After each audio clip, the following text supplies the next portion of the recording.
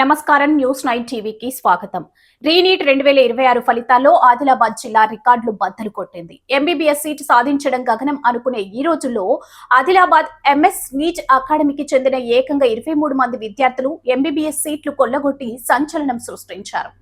మార్కుల తుఫాను సృష్టించిన మన విద్యార్థుల వివరాలు చూస్తే సాదియా సనోబర్ 517 మార్కులతో ఆల్ ఇండియా 68,909వ ర్యాంక్ సాధించి అకాడమీ టాపర్ గా నిలిచారు.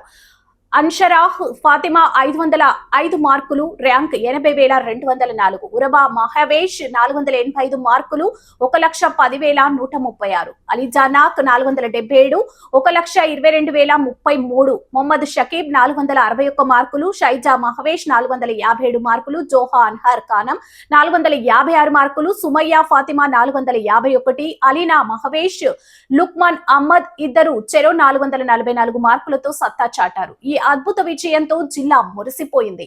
బుధవారం కలెక్టరేట్ లో జరిగిన ప్రత్యేక కార్యక్రమంలో జిల్లా కలెక్టర్ రాజశీషా ఈ విజేతలకు స్వయంగా మెమోంటోలతో సత్కరించి ఘనంగా సన్మానించారు.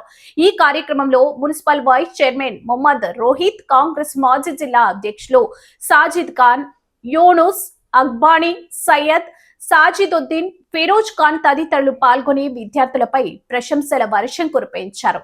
ఒకే అకాడమీ 23 మంది భావి వైద్యులు. ఇది కదా ఆదిలాబాద్ అసలైన సంచలనం. మరిన్ని అప్డేట్స్ కోసం చూస్తూనే ఉండండి న్యూస్ 9 టీవీ.